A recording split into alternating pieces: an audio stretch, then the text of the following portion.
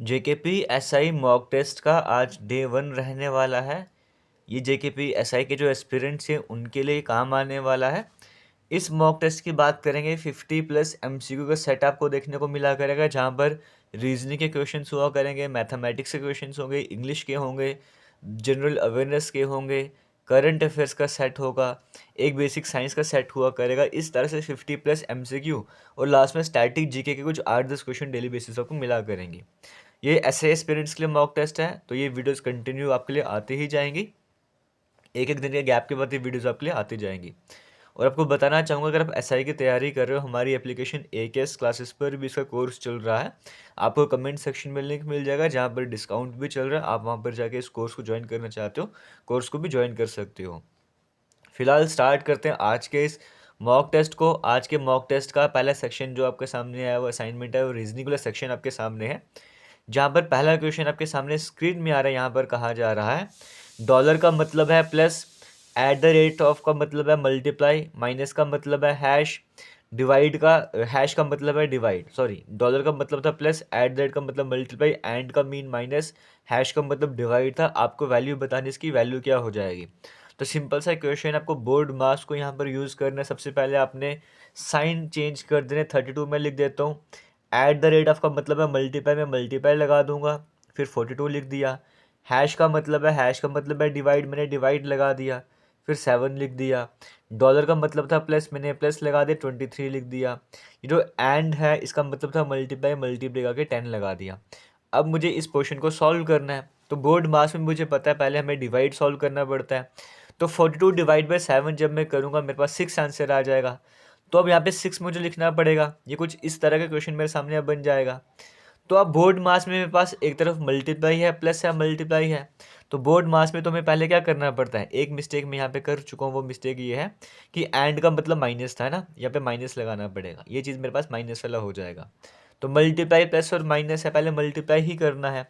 तो पहले 32 को अगर मैं 6 से मल्टीप्लाई करूँगा, 6 को 2 से करो 12, तो 192 मेरे पास आंसर आ जाएगा। तो ये वाला पोर्शन भी मैंने सॉल्व कर दिया। तो मेरे पास बच गया 192 प्लस 23 माइनस 10। अब मुझे इसको सॉल्व करना है। जब मैं इसको सॉल्व करूँगा, बोर्ड मास एडिशन, फिर लास्ट में सब्ट्रैक्शन। पहले मैं इन दोनों को ऐड कर लूँगा, तो 202, 212, 215, और 215 में से जब मैं 10 माइनस करूँगा 205 आंसर आ जाएगा। वो ऑप्शन नंबर डी में देखने को मिल रहा है, वो करेक्ट आंसर हो जाएगा। तो रीजनिंग का पहला क्वेश्चन आपने कवर कर लिया। हम चलते हैं दूसरे क्वेश्चन की तरफ। दूसरे सेकंड क्वेश्चन में कहा जा रहा है 38 मल्टीप्लाइड बाई 12 का मतलब है 27, 15 इंटू 36 का मतलब है 14, 53 इंटू 89 का मतलब है 32। तो 46 इंटू 57 का मतलब क्या हो जाएगा, ये आपको बताना है। इस क्वेश्चन को ट्राई कीजिए। और ये जो पीडीएफ वगैरह हुआ करेंगे, पीडीएफ आपको हमारे टेलीग्राम पर मिल जाया करेंगे। वहाँ पे जाके आप इन्हें जब भी रिवाइज वगैरह कर चाहते हो, रिवाइज वगैरह कर सकते हो। तो 32 इंटू 12 की बात करें कि 27 के बराबर होता है। आपको चेक करना पड़ेगा, 38 को जब 12 से मल्टीप्लाई करो वो 27 आता है। ये कैसे 27 बन रहा है, फिर जो रिलेशनशिप आप यहाँ पर बनाओगे वही रिलेशनशिप यहाँ पर भी अप्लाई होना चाहिए, यहाँ पर भी अप्लाई होना चाहिए, और इसी रिलेशनशिप के अकॉर्डिंग आपका यहाँ पर भी आंसर आना चाहिए। तो यहाँ पर अगर मैं ध्यान दूंगा, अगर आप वीडियो को पॉज करके ट्राई वगैरह भी कर सकते हो, मैं आपको डायरेक्ट आंसर बताऊंगा। यहाँ पर देखिए, आपको पता है ये 27 है, और अगर आप ध्यान दो 3 है और 8 है। अगर आप इन दोनों को मल्टीप्लाई करते हो, 8 से 24 मेरे पास आ जाता है, 24। अब आपको 27 बनाना है, तो मल्टीप्लाई का अगर आप प्लस बना दो, 2 और 1 मिलकर 3 बनाते हैं, तो 24 और 3 27। तो पैटर्न क्या है, जो स्टार्टिंग के दो नंबर उनको मल्टीप्लाई कर दो, जो यहाँ के दो नंबर है प्लस, उनको प्लस कर दो, और मल्टीप्लाई को भी प्लस में चेंज कर दो। फॉर एग्जाम्पल आगे चेक कर लेते हैं क्या पैटर्न फॉलो हो रहा है। ये वाला 15 है, तो 1 को 5 से मल्टीप्लाई करो, 5 ही आता है। मल्टीप्लाई का प्लस बना देना है, 6 और 3 को ऐड करो, 9 बन जाता है। 9 प्लस 5 14 बन जा रहा है। तो सेम पैटर्न यहाँ पर भी फॉलो होगा।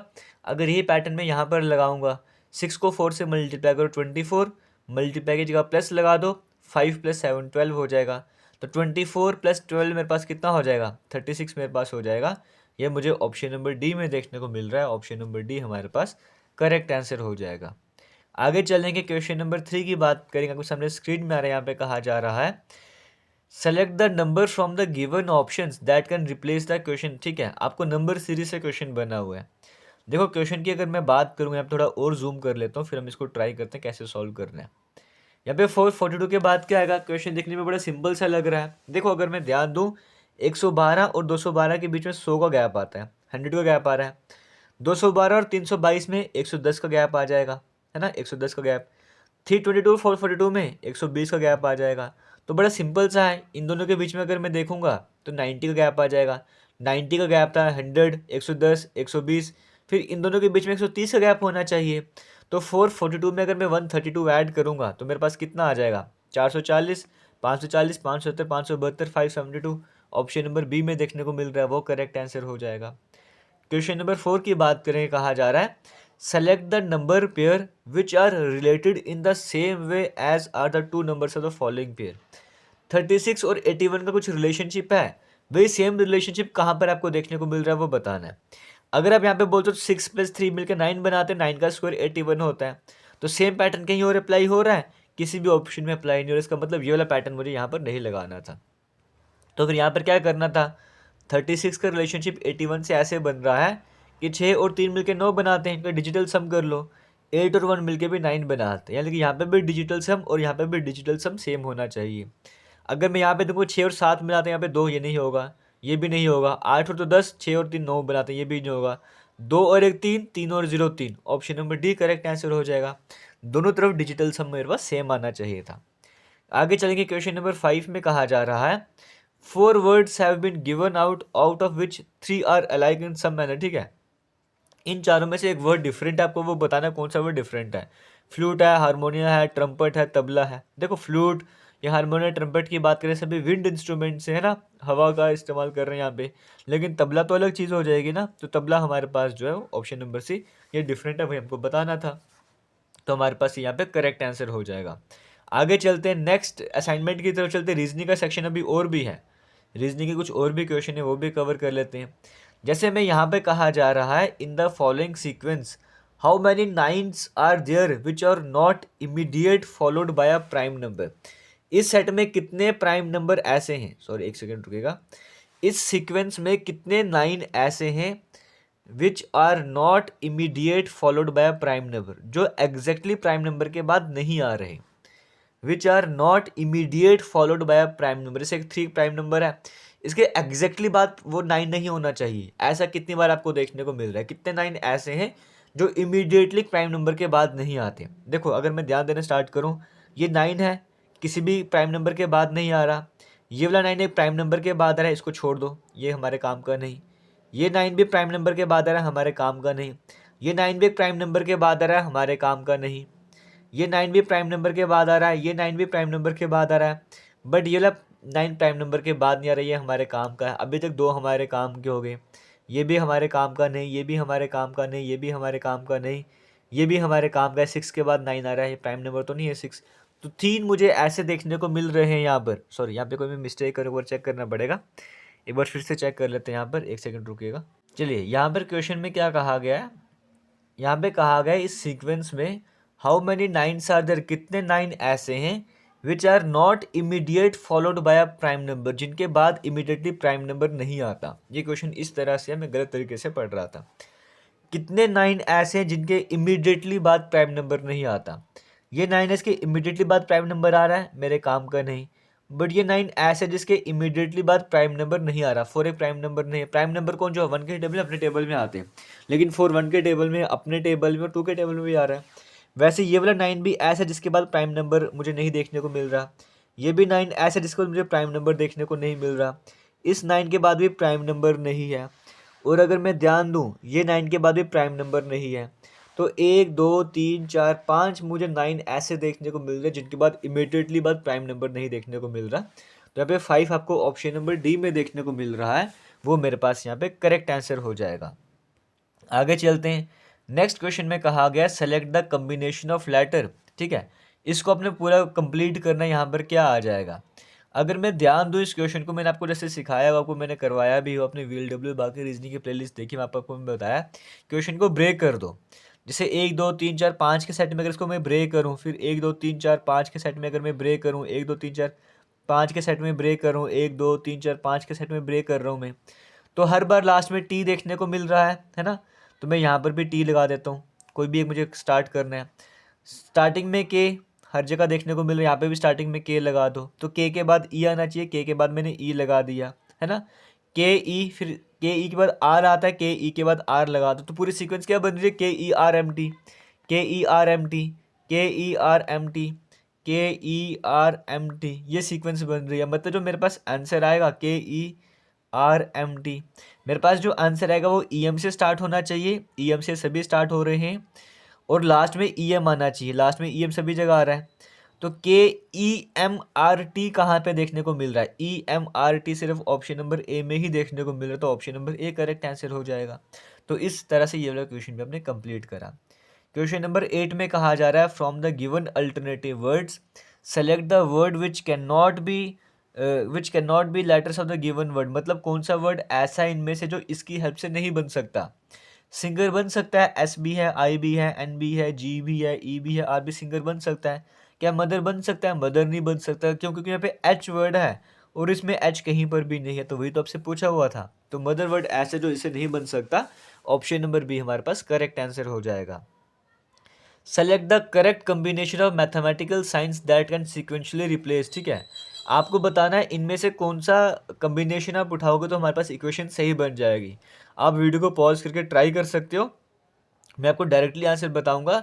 इसमें सी ऑप्शन को ट्राई करो, सी ऑप्शन से करेक्ट आंसर बन जाएगा। कैसे, यानी कि पहले आपको डिवाइड लगाना पड़ेगा, मैंने पहले डिवाइड लगा दिया, फिर आपको यहाँ पे प्लस लगाना पड़ेगा, मैंने प्लस लगा दिया, फिर माइनस का साइन है, फिर प्लस का साइन है, फिर इक्वल्स टू का साइन है। अब जब मैं इसे सॉल्व करना स्टार्ट करूँगा, 12 3 डिवाइड बाई 12 करूँगा, 12 टू 24 मेरे पास रहेगा, 12 5 60, तो 25 प्लस 15 माइनस 13 प्लस 3 मुझे देखने को मिल रहा है। तो 25 और 15 जब मैं ऐड करूँगा 40 बन जाएगा, और 40 में से 10 माइनस करूँगा 30 बन जाएगा, 30 इक्वल्स टू 30। इसका मतलब ऑप्शन नंबर सी मेरे पास करेक्ट आंसर हो जाएगा। क्वेश्चन नंबर 10 में नेक्स्ट फिगर आपको बताने क्या बन जाएगी। तो अगर आप ध्यान दोगे, यहाँ पे 6 ट्राइंगल है, फिर 3 है, फिर 5 है, फिर 2 है। अल्टरनेट पैटर्न मिल रहा है, 6 से 5, 5 से 4 होना चाहिए था, 3 से 2, फिर 2 से 1 होना चाहिए था।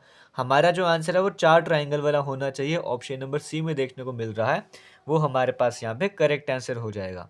तो रीजनिंग का सेट हमारे पास कंप्लीट हो गया। रीजनिंग के सेट के बाद जो हमारे पास नेक्स्ट सेट आ रहा है वो है जनरल अवेयरनेस वाला सेट, तो हम इसको कवर करना स्टार्ट करते हैं। चलिए, अब हमारा सेट जो स्टार्ट हो रहा है वो जनरल अवेयरनेस वाला क्विज़ सेट हमारे सामने स्टार्ट हो रहा है।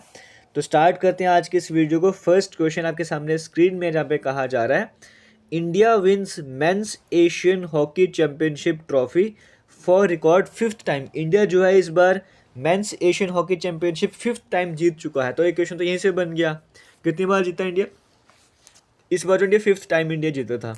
इन context to the same tell us how many time has India wons the men's Asian hockey champions trophy. Men's Asian hockey champions trophy इस पर कितनी बार इंडिया जीता है।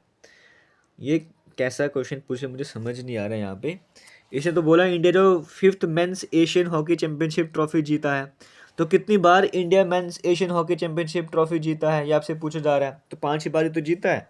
तो 2011 में जो Asia men's Asian hockey championship trophy start करी गई थी, जो पहला एडिशन था 2011 वाला, वो इंडिया ही जीता था। फिर उसके बाद 16 में, 13 में, लास्ट टाइम जो 18 में होता है इंडिया पाकिस्तान दोनों, क्योंकि बारिश हो गई तो दोनों विनर रहे थे। फिर 2024 वाला भी इंडिया जीता, 2023 वाला भी इंडिया जीता, तो इंडिया 5 बार जीता है। तो 5 टाइम्स आपको ऑप्शन नंबर ए में देखने को मिल रहा है, वो यहाँ पे करेक्ट आंसर हो जाएगा। आगे चलते हैं, नेक्स्ट क्वेश्चन की बात करेंगे। यहाँ पे कहा जा रहा है, in a meeting held in New Delhi on 17 सितंबर 2024, 17 सितंबर 2024 को न्यू दिल्ली में एक मीटिंग होती है जिसमें द रूलिंग आम आदमी पार्टी, जिसमें आम आदमी पार्टी की बात करेंगे, वो सीनियर पार्टी लीडर को अपना नया चीफ मिनिस्टर बनाते हैं। तो आपने हमको बताना है कि एनसीटी यानी कि national capital of territory Delhi की बात करेंगे, उससे रिलेटेड कौन सी स्टेटमेंट सही नहीं है, नॉट ट्रू, वो आपको बताना है। सबसे पहले कहा गया 69th कॉन्स्टिट्यूशनल अमेंडमेंट एक्ट जो है 1991 का, उसने दिल्ली को नाम दिया है NCT, Delhi national capital territory. तो ये बिल्कुल सही है, ऐसा हुआ था, है ना, ये बिल्कुल सही है। सेकंड में नेशनल कैपिटल टेरिटरी दिल्ली जो है वो यूनियन टेरिटरीज में 70 मेंबर की असेंबली, लेजिस्लेटिव असेंबली, ये भी बिल्कुल सही है। जैसे हमारे जम्मू कश्मीर 90 हम बोलते हैं, 90 सीट्स में इलेक्शन, वहाँ पे 70 सीट में इलेक्शन हुए। प्रेसिडेंट अपॉइंट करते हैं चीफ मिनिस्टर को, ये भी सही है। तो जो दिल्ली की बात करें, वो ऐसी स्टेट है जिसको फुल लेजिस्लेटिव पावर दी गई। पहले बात है वो यूटी और सारी लेजिस्लेटिव पावर नहीं है, पूरी तरह से पावर नहीं दी गई है। तो ऑप्शन नंबर टी गलत हो जाएगा। तो ये तो आपको बताना था। आगे चलेंगे, क्वेश्चन नंबर 3 की बात करें, कहा जा रहा है मिनिस्टर ऑफ स्टेट कीर्ति वर्धन सिंह की बात करेंगे। इन्होंने यरेवान में एक मीटिंग अटेंड करी, मतलब आर्मेनिया में एक मीटिंग अटेंड करी थी। आपको बताना कि आर्मेनिया की करेंसी क्या हो जाएगी, आपसे ये पूछा जा रहा है। तो आर्मेनिया की कैपिटल ही यरेवान, जहाँ पर ये मीटिंग वगैरह हुई थी, और करेंसी दराम, आर्मेनिया दराम कहते हैं। ऑप्शन नंबर बी यहाँ पे करेक्ट आंसर हो जाएगा। ये अगर मैं बात करूँ कीर्तिवर्धन सिंह की बात करें, ये एक मतलब मीटिंग कह लो, टूर पे गए थे आर्मेनिया वाले साइड में और मलेशिया वाले साइड में, वहाँ पर दोनों जगह मीटिंग पर गए थे। यहाँ पे आर्मेनिया में द्राम जो यरेवन का कैपिटल है, वहाँ पर ये गए थे, वहाँ की करेंसी का द्राम आपको देखने को मिलती है। जब ये क्लाइमेट को लेकर कुछ मीटिंग्स वगैरह हुई थी। क्वेश्चन नंबर 4 में कहा गया है Nirmala Sitharaman launches NPS Vatsalya for minors. Nirmala Sitharaman ji की बात करेंगे, उन्होंने एनपीएस मतलब नेशनल पेंशन स्कीम वत्सल्य जो है वो माइनर्स बच्चों के लिए लॉन्च करी है। आपने बताना है कि नेशनल पेंशन सिस्टम जो है इसको लॉन्च कब करा गया था, आपसे ये पूछा जा रहा है। देखो यहाँ पर क्या है, एनपीएस वत्सल स्कीम की मैं पहले बात करूँगा। तो यहाँ पर क्या है, मतलब जो पेरेंट्स वगैरह गार्जियन वगैरह की बात करेंगे, वो बच्चों के लिए मतलब अकाउंट खुलवा सकते हैं, प्राणा बोल सकते हैं जिसको ना, जिसमें वो कंट्रीब्यूट कर सकते हैं। मिनिमम 1000 रुपये पर ईयर का आपको कंट्रीब्यूट करना, मैक्सिमम कितना भी कर सकते हो। 18 की एज में आप उसे निकाल भी सकते हो। इस तरह से इंटरेस्ट 9.5 से 10% तक इंटरेस्ट रेट वगैरह पड़ता है। इस तरह से ये बेसिक स्कीम रहती है। तो नेशनल पेंशन स्कीम में वत्सल स्कीम लॉन्च करी गई थी माइनर्स के लिए। ये जो स्कीम है सितंबर के मंथ में लॉन्च करेगी, सितंबर 2024 में। लेकिन आपसे एनपीएस वत्सल्य के बारे में नहीं पूछ रहा है, आपसे पूछ रहा है कि नेशनल पेंशन सिस्टम कब लॉन्च करा गया। तो नेशनल पेंशन सिस्टम जो है वो 2004 में लॉन्च करा गया था, जनवरी 2004।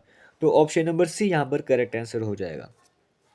देखो क्वेश्चन में कुछ है और पूछा कुछ जा रहा है रिलेट करके। तो क्वेश्चन 5 में कहा जा रहा है President Murmu inaugurates the 8th India water week 2024। President Droupadi Murmu ji की बात करेंगे, उन्होंने 8th इंडियन वाटर वीक जो है वो इनॉग्रेट करा। आपने बताना है कि जो मिनिस्ट्री ऑफ जल शक्ति इनॉग्रेट करते हैं, मिनिस्ट्री ऑफ जल शक्ति के अंडर आता है। तो पहली बार जो फर्स्ट इंडियन वाटर वीक था वो कब इनॉग्रेट करा गया था।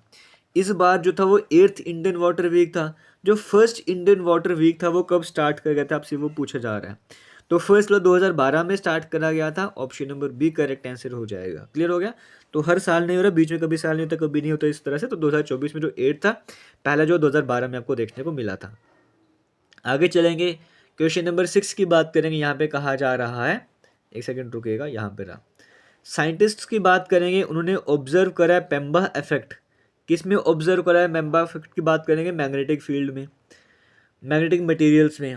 आपने स्टेटमेंट देखने और बताना कौन सी स्टेटमेंट सही है। पहले में कहा जा रहा है पेम्बा इफेक्ट जो है वो एक ऐसा फिनोमिना है जहाँ पे हॉट लिक्विड जो है वो ठंडा हो जाता है, कूल करता है, फ्रीज कर जाता है जल्दी।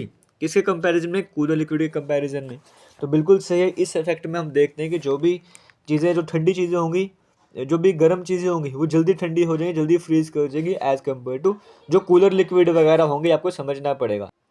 तो पेम्बा इफेक्ट जो है ये बिल्कुल सही है कि इसमें ये होता है कि हॉट लिक्विड जो है वो जल्दी कूल या फ्रीज कर जाता है as comparison to cooler liquid. तो पहली स्टेटमेंट तो सही है। सेकंड में कहा जा रहा है it was first noted by Aristotle in his book Meteorologica, कि पहली बार जो है एरिस्टोटल ने इसको ऑब्जर्व करा था अपनी बुक मेट्रोलॉजिका में, इसके बारे में मेंशन करा गया है। ये भी बिल्कुल सही है, सेकंड स्टेटमेंट भी सही है। थर्ड में कहा जा रहा है it was rediscovered in 1960s by Fredros Okumu. तो ये तीसरी गलत है, इसको रीडिस्कवरी करेगी 1960 में, लेकिन ये नाम गलत है, डिस्कवरी किसी और ने करी थी इसकी। ठीक है, तो स्टेटमेंट 3 वाली गलत है, यानी कि पहली और दूसरी सही है। आपको ऑप्शन नंबर बी में देखने को मिल रहा है। ऑप्शन नंबर बी यहाँ पे करेक्ट आंसर हो जाएगा। क्वेश्चन नंबर 7 में आपको देखने को मिल रहा है, अभी आपको क्वेश्चन थोड़े अजीब से लग रहे होंगे, लेकिन इसमें जो मेजॉरिटी में कंटेंट अभी हमारा सिलेबस नहीं, इसीलिए इस तरह के क्वेश्चंस आपको देखने को मिल रहे हैं, जहाँ पे जनरल अवेयरनेस एक तरह का नेशनल लेवल का देखने को मिल रहा है और करंट अफेयर से रिलेटेड आपको देखने को मिल रहा है। ठीक है, आगे चलेंगे। क्वेश्चन नंबर 7 की बात करेंगे, कहा जा रहा है the national legal service authority की बात करेंगे, इन्होंने 3rd नेशनल लोक अदालत ऑफ द ईयर 2024 की बात करें सो ऑर्गेनाइज करा 27 स्टेट ड्यूटी के लिए। यानी कि सिंपल क्वेश्चन समझिएगा, नेशनल लोक अदालत का 3rd एडिशन था, अभी हाल ही में वो ऑर्गेनाइज करा गया। तो लोक अदालत से कौन सी स्टेटमेंट सही है, कौन सी स्टेटमेंट नहीं है, कौन सी स्टेटमेंट सही है आपको वो बताना है। ऑप्शन नंबर 1 में यहाँ पे कहा जाए लोक अदालत की बात करेंगे, ये जो है सबसे पहला जो यूपी में करवाया गया था, ये गलत है। सबसे पहले जो लोक अदालत का कैंप है वो यूपी में नहीं, वो गुजरात में कराया गया था। तो पहली स्टेटमेंट तो गलत होगी। दूसरे में आता है कि लीगल सर्विस अथॉरिटी जो इसको स्टैट्यूटरी स्टेटस प्रोवाइड करते हैं, ये सही हो जाएगा। तीसरा इसमें judicial officer, lawyer, social worker सब होते हैं, ये भी सही हो जाएगा। मतलब सेकंड और थर्ड स्टेटमेंट सही है, वो ऑप्शन नंबर सी में देखने को मिल रहा है। क्वेश्चन नंबर 8 की बात करें, काफ़ी न्यूज़ में भी रहा था ये वाला। एक 35 फुट का स्टैचू था छत्रपति शिवाजी महाराज जी का, है ना, जो कि आपको राजकोट फोर्ट में भी देखने को मिल रहा था। वो कोलैप्स कर गया था 1 साल के अंदर अंदर। तो आपको बताना है कि इनसे रिलेटेड कौन सी बात सही है, कौन सी बात गलत है। सबसे पहले कहा गया जो बैटल ऑफ प्रतापगढ़ है, जो कि 1659 में लड़ी गई, सबसे पहले तो यही गलत है ना, कि बैटल ऑफ प्रतापगढ़ की बात करेंगे 1659 में लड़ी गई थी तो ठीक है, लेकिन जो लड़ी गई जिनके बीच में वो आपको गलत देखने को मिल रहा है। बैटल ऑफ पुरंदर 1665 सही है, ये भी सही है। जो पहला वाला है इनके बीच में जो लड़के लड़ी गई है वो नाम आपको गलत देखने को मिल रहा है। इसका मतलब ओनली 2 और 3 आपको ऑप्शन नंबर सी में देखने को मिल रहा है, वो हमारे पास करेक्ट आंसर हो जाएगा। तो ये सेक्शन भी हमारे पास यहाँ पे कंप्लीट हो रहा है। हम आगे चलेंगे नेक्स्ट सेट की तरफ, जो हमारे पास आता है करंट अफेयर्स वाला। आपने अगर जनरल अवेयरनेस कर लिया तो करंट अफेयर्स आपको कुछ हद तक कवर हो ही जाएगा। करंट अफेयर्स का पहला क्वेश्चन आपके सामने स्क्रीन में यहाँ पे कहा जा रहा है, who was the captain of Indian men's hockey team. Indian men's hockey team के कैप्टन का नाम बताना है जिन्होंने 8th men's Asian hockey championship trophy को जीता है, चाइना को हराया था। तो इंडिया की तरफ से कैप्टन कौन थे आपसे वो पूछा जा रहा है। 4 तरह के ऑप्शन आपको दिए जा रहे हैं। तो हरमनप्रीत सिंह इंडिया की तरफ से कैप्टन थे, ऑप्शन नंबर यहाँ पे बी जो है वो करेक्ट आंसर हो जाएगा। क्वेश्चन नंबर सेकंड में कहा जा रहा है, who is the third women to become the chief minister of NCT Delhi. Third women जो चीफ मिनिस्टर बनी न्यू दिल्ली की वो कौन है। तो तीनों नाम आपको पता होने चाहिए। जो पहले थे वो सुषमा स्वराज थे, उनके बाद शीला दीक्षित बने दूसरे नंबर पर, तीसरे नंबर पर आतिशी मारलेना, ऑप्शन नंबर डी आपको देखने को मिल रहा है, वो यहाँ पर करेक्ट आंसर हो जाएगा। नेक्स्ट चलेंगे क्वेश्चन में कहा जा रहा है, who was the eminent guest at the inauguration of the second edition of the persons of Indian origin day प्रवासी दिवस इन मलेशिया। आपको मैंने कुछ टाइम पहले अभी बताया था, जब एक क्वेश्चन आपको करा था अर्मीनिया के बारे में, आपको बता रहा था कि एक नाम आपको मैंने बताया था उस टाइम पे, कीर्ति वरदान सिंह की बात करेंगे। अर्मीनिया में भी गए थे, मलेशिया में भी गए थे, तो यहाँ पे भी कौन थे पर्सनैलिटी जो गेस्ट की तरह गए थे वो कौन थे, Kirti Vardhan Singh, option number C correct answer हो जाएगा। क्वेश्चन नंबर 4 की बात करेंगे, यहाँ पे कहा जा रहा है, विच टाइप ऑफ अकाउंट, कौन सा अकाउंट ओपन करा जाता है। अभी आपको मैं एनपीएससी वत्सल स्कीम के बारे में बताया, इसमें कौन से अकाउंट ओपन करा जाता है, NPS tier account 2 account open करा जाता है, option number B correct answer हो जाएगा। Which ministry is the partner ministry for the 8th Indian water week. अभी आपको बताया 8th Indian water week Gujarat में होता है, जहाँ पे द्रौपदी मुर्मू जी ने इनॉग्रेशन वगैरह करा था। तो इस बार पार्टनर मिनिस्ट्री कौन थी इसमें, इस तरह के क्वेश्चन आपको यहाँ पर देखने को मिल रहा है, तो वो हमें चेक करना पड़ेगा। ऑप्शन में हमारे पास क्या क्या है, ऑप्शन में हमारे पास एक आपको ऑप्शन यहाँ पे मिनिस्टर पंचायती राज देखने को मिल रहा है, तो मिनिस्टर पंचायती राज यहाँ पे करेक्ट आंसर हो जाएगा।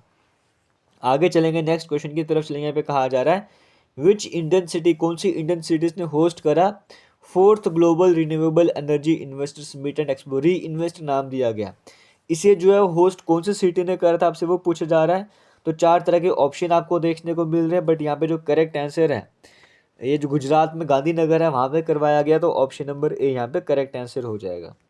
क्वेश्चन 7 में कहा जा रहा है, ऑन विच शिप, कौन सी शिप में ना 2 फीमेल ऑफिसर्स इंडियन नेवी की हैं, उन्होंने एक मिशन रखी पूरे ग्लोब का चक्कर वगैरह लगाना है। तो कौन सी शिप में वो 2 फीमेल ऑफिसर्स जा रहे हैं आपसे वो पूछा जा रहा है।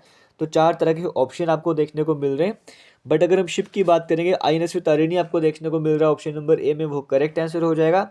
और वो 2 फीमेल ऑफिसर का अगर आपको नाम पूछें तो याद, एक डिल्ला नाम आपको याद रखना है शॉर्ट में, और एक रूपा नाम आपको याद रखना है। 2 फीमेल पायलट लेफ्टिनेंट कमांडर आप बोलो जो हैं, जो इस मिशन में निकले हैं पूरे ग्लोब का चक्कर लगाना है, वो जो इक्वेटर को 2 बार पूरा क्रॉस करेंगे इस तरह से। क्वेश्चन नंबर 8 में कहा जा रहा है, रिसेंटली हाल ही में which Indian shooter won the gold medal in the men's 10 meter air pistol event at the top gun cup. अभी हाल ही में टॉप गन कप की बात करेंगे, वहाँ पे इंडियन शूटर थे, उनको गोल्ड मेडल से सम्मानित करा गया। वो कौन थे, वो थे Anmol Jain. 10 meter air pistol वाला वो इवेंट था, तो option number C correct answer हो जाएगा। क्वेश्चन नंबर 9 में कहा जा रहा है, recently who has been appointed as the DG director general of Sashastra Seema बल। हाल ही में SSB का DG किन्हें अपॉइंट करा गया आपसे वो पूछा जा रहा है। तो ये कौन है आपके सामने, ऑप्शन में अमृत मोहन प्रसाद आपको देखने को मिल रहा है, ऑप्शन नंबर ए में, वो हमारे पास करेक्ट आंसर हो जाएगा। एक क्वेश्चन और भी यहाँ पर कहा जा रहा है, recently PM Narendra Modi has launched Subhadra योजना। हाल ही में PM मोदी की बात करें, उन्होंने एक लॉन्च करा योजना जिसका नाम है सुभद्रा योजना। ये कहाँ पर लॉन्च करा है, इसे आपसे वो पूछा जा रहा है। तो उड़ीसा में से लॉन्च करा गया वुमेन वेलफेयर के लिए प्रोजेक्ट था ये वाला, जहाँ पे फाइनेंशियल असिस्टेंस प्रोवाइड करी जाएगी। तो ऑप्शन नंबर बी यहाँ पे हमारे पास करेक्ट आंसर हो जाएगा। तो ये सेट भी अगर कंप्लीट हो रहा है, अगर वीडियो सही लग रही है वीडियो को शेयर कीजिएगा। जनरल अवेयरनेस के क्वेश्चंस का लेवल आपको थोड़ा सा हार्ड देखने को मिल सकता है, लेकिन अभी कुछ जब तक सिलेबस नहीं आता तब तक ऐसा ही लेवल आपको देखने को मिलेगा। अब हम चलते हैं जनरल साइंस वाले सेक्शन की तरफ, ये भी कवर कर लेते हैं, जिसमें पहला क्वेश्चन आपके सामने स्क्रीन में यहाँ पे कहा जा रहा है, the vitamin which can not be drawn from any vegetables. कौन सा विटामिन किसी वेजिटेबल को देखने को नहीं मिलेगा? कंपैरेटिवली कम देखने को मिलता है, ऐसे नहीं बोलूँगा बिल्कुल भी नहीं होता। विटामिन बी, सी, ई नॉर्मली आपको कई सारे वेजिटेबल्स में आराम से, लीफी वेजिटेबल्स हो गए, पोटैटो वगैरह में आपको आराम से देखने को मिल जाते हैं हाई अमाउंट में। लेकिन विटामिन डी जनरली बड़े कम अमाउंट में कुछ ही वेजिटेबल्स में देखने को मिलता है। तो क्वेश्चन के अकॉर्डिंग विटामिन डी हमारे पास करेक्ट आंसर हो जाएगा।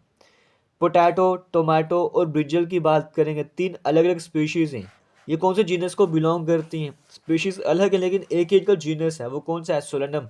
Option number A correct answer हो जाएगा।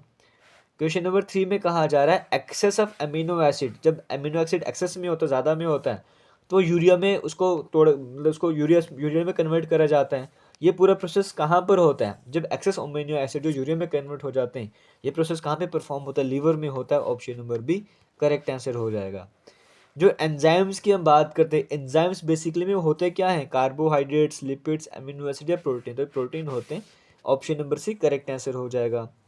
In human body which one of the following hormones regulates blood calcium and phosphate. हमारी बॉडी में कौन सा हार्मोन ऐसा है जो ब्लड प्रेशर को, कैल्शियम को, फॉस्फोर्ट को जो है वो रेगुलेट करने का काम करता है? तो वो हमारे पास है पैराथायराइड ग्लैंड, से पीटीएच हार्मोन भी कहते हैं हम। तो वो ऑप्शन नंबर सी देखने को मिल रहा है, वो करेक्ट आंसर हो जाएगा। क्वेश्चन नंबर 6 की बात करेंगे, आपके सामने स्क्रीन में कहा जा रहा है, सीड लीवर ऑयल की बात करेंगे, जो फिश से आपको देखने को मिलता है, उसमें विटामिन कौन सा ज़्यादा होता है? ये जो आप सप्लीमेंट वगैरह लेते हो वो ऑयल वाला, उसकी हम बात कर रहे हैं।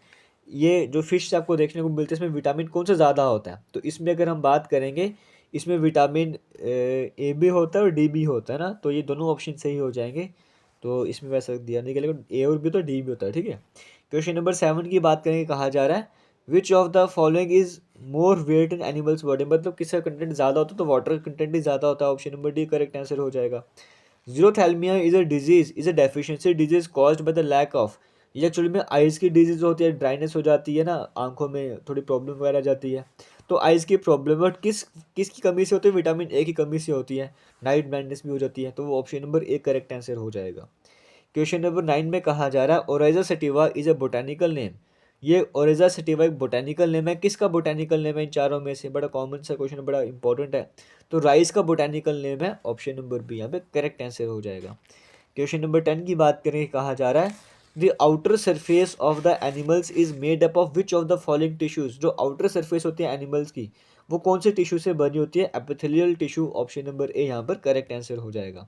तो ये सेट भी यहाँ पर कंप्लीट हो रहा है। आगे चलेंगे नेक्स्ट सेट की तरफ। हमारे पास इंग्लिश का सेट हमारे सामने आ रहा है।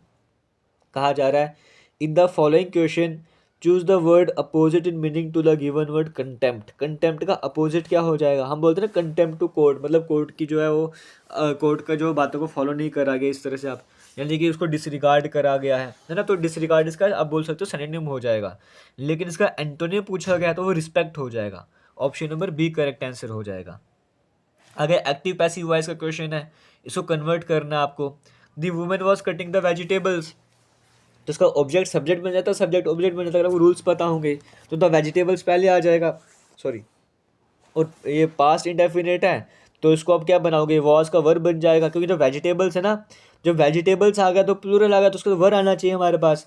तो हमारे पास अब क्या बन जाएगा? द वेजिटेबल्स वर हमें देखने को मिलेगा। तो हम बोलेंगे द वेजिटेबल्स वर, और बींग साथ में आता ही आता है। The vegetables were being cut by the women, by को हम यूज़ करना ही पड़ता है। तो option number A correct answer हो जाएगा। आगे डायरेक्ट इनडायरेक्ट वाला क्वेश्चन आपके सामने, नरेशन वाला, he said to his son I like your car. तो इसका करेक्ट आंसर क्या हो जाएगा? सैड टू का बन जाता है टोल्ड, तो ही टोल्ड हिज सन, इसको हटाने के दैट लगाना पड़ेगा। आई कन्वर्ट हो जाएगा ही में, लाइक का लाइक्स बन जाएगा, क्योंकि ही आगे हमारे पास सिंगुलर तो लाइक्स बन जाएगा। योर बन जाएगा इसमें his car. He told his son that he likes his car. तो इस तरह से करेक्ट आंसर हो जाएगा। What a great game of tennis said John exclamatory sign. इसका मतलब हमारे पास यहाँ पे क्या आ जाएगा? जॉन एक्सक्लेम्ड, है ना। तो इस तरह से एक्सक्लेमेटरी में ऐसे ही करते हैं, that it was a great game of tennis, option number A correct answer हो जाएगा। One who Yeats human flesh, उसे हम क्या कहते हैं, कैनिबल कहते हैं, option number A correct answer हो जाएगा। एथिस्ट वो जो भगवान को ना मानता, थी जो भगवान को मानता, कॉस्मेटल जो पूरे दुनिया को अपना देश मानता हो इस तरह से, तो यहाँ पे जो ह्यूमन फ्लैश होगा था कैनिबल कहते हैं, option number A correct answer हो जाएगा। तो ये सेट भी अगर आपका कंप्लीट हुआ, आगे चलता है नेक्स्ट सेट की तरफ जो हमारे पास आ रहा है मैथमेटिक्स वाला, इसको भी हम कवर करना स्टार्ट कर देते हैं यहाँ से। एक सेकंड रुकेगा। चलिए पहला क्वेश्चन आपके सामने स्क्रीन में आ रहा है, यहाँ पे कहा जा रहा है 15 women work 8 hours a day. 15 women है वो 8 घंटे काम करते गार्डन में 10 दिनों के लिए, और कितनी अर्निंग करते 7500 की। फॉर हाउ मैनी डेज, कितने दिनों तक 20 वुमेन को वर्क करना चाहिए सेम गार्डन में ताकि वो 10,000 रुपये की अर्निंग कर सके, है ना। Such that they work 4 hours a day, वो 4 घंटे एक दिन में काम करती हैं। देखो ऐसे क्वेश्चन को करवाने का तरीका मैंने क्या बताया आपको, या अगर आपने मुझसे पढ़ा होगा तो मैंने आपको करवाया था M1 D1 H1 upon W1 equals to M2 D2 H2 upon W2। यहाँ पे वैल्यूज़ आपको सब्स्टिट्यूट करनी होती हैं, है ना। जैसे अगर मैं M1 की जगह मैन की जगह वुमेन कर लूँगा, तो पहले M1 कितना मेरे पास 15 है, डेज़ कितने हैं 10 डेज़ हैं, आवर कितने हैं 8 आवर हैं, कितनी अर्निंग कर रहे हैं 7500 की। दूसरी तरफ दूसरी इक्वेशन लिखूंगा M2 यानी कि कितने वुमेन है 20 हैं, डेज मुझे निकालना है, कितने घंटे काम करते हैं 4 घंटे, कितनी अर्निंग करें 10,000 की अर्निंग करनी है। बस इसको मुझे सॉल्व करना है। जब मैं इसको सॉल्व करूँगा तो 2 जीरो ये कट जाएंगे और 2 जीरो ये वाले कट जाएंगे। और अगर मैं सॉल्व करना स्टार्ट करूँ 20 को 1 से करो 20, 20 को 5 से करो 100 बन जाएगा, है ना। इस तरह से 4 को 1 से करो 4, 4 को 2 से करो 8 बन जाएगा, ये भी मेरे पास कट चुका है। 5 को 1 से करो 5, 5 को 1 से किया 5 25, तो 5 5 25 मेरे पास बच जाएगा। ये 15 और 15 भी कट जाएगा, तो 2 को 10 से मल्टीप्लाई करो 20, ऑप्शन नंबर सी में देखने को मिल रहा है वो मेरे पास यहाँ पे करेक्ट आंसर हो जाएगा। आगे चलते सेकंड क्वेश्चन की बात करें, कहा जा रहा है 5 डिफरेंट शॉपकीपर हैं जो कि 3 तरह के चार्जर जो है बेचने का काम कर रहे हैं, type X, type Y, type Z. Bar graph में type X, type Y, type Z charger के बारे में बताया कितने कितने सोल्ड वगैरह कर रहे हैं वो। तो क्वेश्चन आपको सॉल्व करने पहले आपको समझना पड़ेगा टाइप एक्स का मतलब क्या है, जो ये वाले हैं वो टाइप एक्स वाले हैं, है ना। टाइप वाई का मतलब क्या है, जिनमें इस तरह का देखने को मिल रहा है, मतलब ये टाइप वाई है, ये भी टाइप वाई, ये भी टाइप वाई, ये भी टाइप वाई, ये भी टाइप वाई, जो जिनमें सिंपल सिंपल इस तरह की लाइन है वो टाइप जेड है। ये सब कुछ आपको देखने को मिल रहा है ना, ये सब कुछ आपने देख लिया। क्वेश्चन नंबर इसमें कहा जा रहा है, पहला इसमें आपको बताना है difference between total number of type Y and type Z chargers sold by all 5 shopkeepers together. ये जितने भी शॉपकीपर हैं वो सब मिलके टाइप वाई और टाइप जेड चार्जर बेच रहे हैं। तो पहले आप टाइप वाई चार्जर निकालो कितने बिके, फिर टाइप जेड निकालो, फिर उनका डिफरेंस आपको कैलकुलेट करना है, ये हमें कैलकुलेट करना है। अगर वायर चार्जर्स वालों की मैं बात करूँ वो कौन से हैं, ये भी वाई हैं, ये भी वाई, ये भी वाई, है ना, ये भी वाई है और ये भी वाई है। वाई में सभी का अगर मैं सम करना स्टार्ट कर दूँ तो 160 160 और 180 है, 240 है, ये सब कुछ सम करना स्टार्ट कर दूँ 100 200 280 340 मेरे पास बन जाएगा, तो 580 मेरे पास बन जाएगा, है ना। तो 580 है तो 780, फिर 1080, 1080 और 1160, 1170, 1178, 1180 मेरे पास कुछ आ रहा है। एक बार चेक कर लेना कैसे भी, कहीं पर अगर मैं मिस्टेक वगैरह भी कर रहा हो सकता हूँ, तो इन सभी को आपने पहले ऐड कर देना है, ठीक है। 240 है, फिर 120 है, यहाँ पे मैं मिस्टेक कर चुका था, मैंने 288 ऐड कर दिया था। चलो मैं खुद ही ऐड कर लेता हूँ इन सभी को। पहले टाइप वाई को ऐड करना है ना, तो टाइप वाई में ये है, ये है, ये है, ये है और ये है, यानी कि 160 है, दो यहाँ पे 180 है ना। 180 और 120 अगर मैं ऐड करूँगा तो 200 300 बन जाएगा, है ना। ये मैंने कर लिया, ये वाला मैंने कर लिया, फिर बस कितना बन गया 300 बन गया। फिर 300 में 400, 600 और 700 मेरे पास बन गया, और 1012 मेरे पास बन रहा है। यानी कि टाइप वाई के जो चार्जेस बिके वो कितने बिक रहे हैं, 1012 बिक रहे हैं।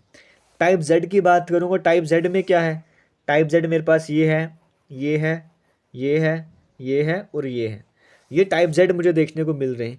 इन सभी को अगर मैं कैलकुलेट करूँगा तो मेरे पास कितना आ जाएगा, 180 आ जाएगा, और 180 180 280 360 मेरे पास बन जाएगा। 360 के बाद अगर मैं यहाँ पर आ जाऊँगा तो 360 560 660 720, तो 800, ये 800 कुछ करके आ जाएगा मेरे पास, है ना। 800 कुछ करके आंसर आएगा, तो यानी कि जो डिफरेंस मेरे पास आएगा वो 200 कुछ का डिफरेंस आएगा, 200 के आसपास। 196 भी हो सकता है, 192 भी हो सकता है, आप ट्राई कीजिएगा, मुझे बताइए करेक्ट आंसर क्या हो जाएगा। क्वेश्चन नंबर 3 में आपको तरीका बता रहा हूँ करने का। 3 में कहा जा रहा है ratio of total number of charger sold by shopkeeper A. Shopkeeper A जितने चार्जर बेच रहा है और शॉपकीपर ई जितने चार्जर बेच रहा है, इनकी रेशियो निकालनी है। देखो जो ए वाला है वो तीनों ही चार्जर बेच रहा है और ई भी इन तीनों चार्जर को बेच रहा है। तो ए टोटल कितने चार्जर बेच रहा है, इन तीनों को ऐड कर लो, 120, 80, 200, 360 चार्जर बेच रहा है ई ए वाला। अब ई कितने बेच रहा है उनको भी ऐड कर लेते हैं।